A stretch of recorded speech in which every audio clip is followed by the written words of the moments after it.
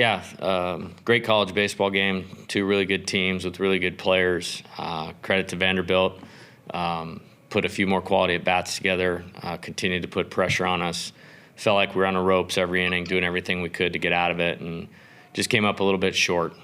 Disappointed for our players, but we'll be ready to go on Monday. All right, first up we have Brian Savick. If you wish to ask questions. Good evening, Coach, and thank you for being here. Vanderbilt came into the College World Series as the defending national champion and stole the headlines, if you will, with their great pitching. As a result, all the pressure was on them. Knowing this, did this help you guys at all in terms of playing really loose and playing your best brand of baseball? Yeah, I mean, I don't think the opponent had anything to do with our deal or our approach. I think we have mature players, players that have had success, players that know what it takes to have success, players that know what their best character is. And, I thought we came out very well and in character. Sometimes the game is hard when you're playing a good opponent and a good pitcher like we did tonight with their starter and the few guys out of the bullpen. So, and then they put a lot of pressure on you, with the speed and athleticism throughout that lineup and force you into fast catch situations. So I'm comfortable with how we competed. There's nothing relative to that I have any disappointment about. Moving on, we'll have Michael Lev up next. Hey there, Jay. Specifically in regard to the offensive approach tonight, you guys had one walk and 19 strikeouts. Do you think that the guys were maybe pressing or trying to do too much up there a little bit? No. I mean, somebody's going to give that dude $7 million here in a couple weeks. So, no.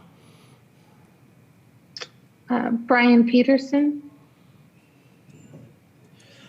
Jay, can you go through the decision to go with Preston as your first reliever as opposed to maybe Riley or going with a lefty maybe? Yeah, we liked what Chase had done against Bradfield and Young the first couple times through the order, and he was the most similar. And, obviously being a fifth-year guy, we thought he'd be poised and come in and throw strikes and pitch down in the zone. And he left the fastball right over the middle of the plate, and Young hit it. Brian Savick.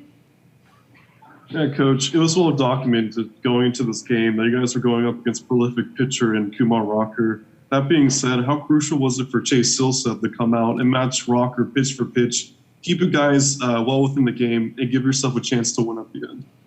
Yeah, Chase did a great job tonight. I think he ran out of gas at 105. It was his pitch count. Competed extremely hard, and we didn't make it easy on him. I don't think it went as an error, but we should have made that play in the first inning in the outfield, which he had to make more pitches there to get out of an inning with runner on scoring position. I thought he competed great. I'm very pleased with what Chase did, and I think he showed his character, his ability tonight in terms of how he executed and made it hard on them. Michael Lev. The situation there at the end, what's the strategy as far as the middle infielders? Did you think about putting them as double play depth, or is it always infield in when that's the score and the space is loaded? The problem is the runner at third, and they have a very fast team all the way through the order. If it's hit slowly, okay, we're not going to have a chance to turn it. Nick's got to be able to come in and be able to get the force at home to keep the game going. Just credit Gonzalez. I mean, he just got inside it and threw it just enough to punch it through there. We wanted to give ourselves a chance to win, and so we're playing to win. Brian Peterson. Did you think that during those middle innings where when Rocker was getting the groove, that looking back, that maybe if you'd been able to get another run in that first inning, that things would have been different? Or what was he doing that suddenly got him settled in? Well, I think, again, credit to our guys for coming out ready and in plan, and then he kind of kicked it into another gear. Breaking ball got a little bit sharper, actually held his velocity pretty well. And, I mean, when you got to get started, when it's up there at 96 and 97, he can make you chase. As detailed as we put work into it, as good as our guys have been at that, he kind of found another gear. And so you tip your hat to him, and it's why he's going to be a very valued commodity and why he gets the attention that he gets. Michael Lev. Yeah, right toward the end of Chase's outing, there was a walk on a pitch that seemed to be a strike. Did it look like a strike from your vantage point in the dugout? Yes. Sorry. Sorry, Michael, continue. The last time you did this, you had a lot of experience, in the losers bracket, playing in elimination games. What can you draw on from that time that you can maybe use to help your team this time? Yeah, I think it's a baseball game against Stanford in Arizona on Monday, and we want to win that game, and we want to play our best in that game to give us an opportunity to win that game. I think if you look too much further beyond that, it complicates Monday, and these guys love playing together, and we want to continue to play together and want to keep going. I think we have enough pitching to work our way back through it, but it doesn't matter. The only thing that matters is Monday, and so everything will be about Monday. And we'll go with our final question here, Brian Savick.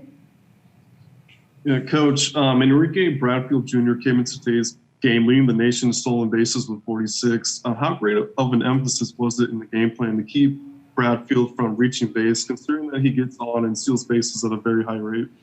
Well, they're tough to play, and he was 1 for 4, walked twice, so he was on base 3 times, didn't steal any bases, but he really makes you adjust what you're doing, and there's very few game-changing players with that kind of dynamic in college baseball. So, as I said yesterday, he's incredibly disruptive. I'm happy we were able to keep him from stealing bases. I think if, would have been nice to keep him and a couple other guys off base a little bit more. But they did just enough offensively where it seemed like we were on the ropes every inning. I mean, the game was almost over in the 9th of the 10th there, where we had the bases loaded, 1 out, and then got the strikeout ground ball to get out of it.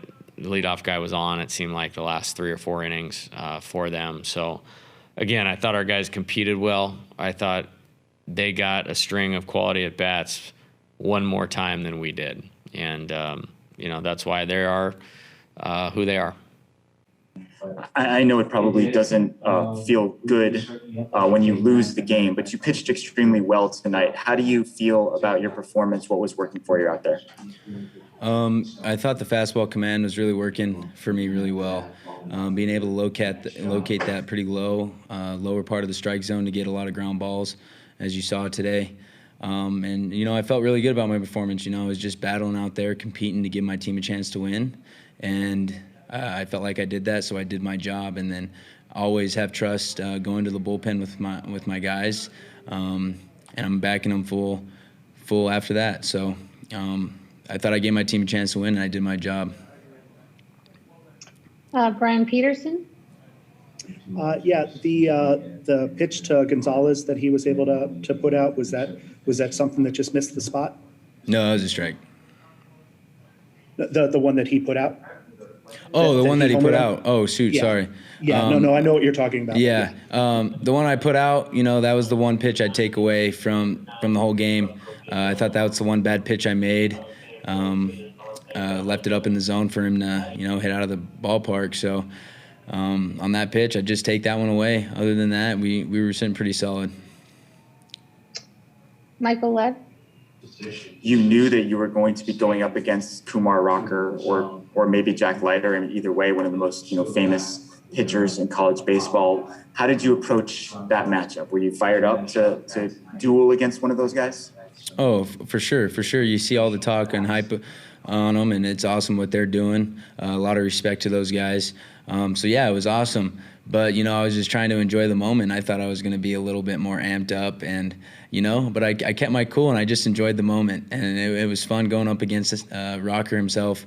What he's done this year is awesome. To compete against him and Vanderbilt was, a dream come true. And, hats off to those guys. But, yeah, it was really fun, really fun. Michael, do you have a follow-up? I do, yes. Were you nervous out there? Oh, not at all. Coming in, waking up, I thought I was going to be, but it's just another game. With all these fans and everybody, they're just coming to watch us play our best brand of baseball, and that's what I was thinking. So, what was there to be nervous about? We're just playing a game.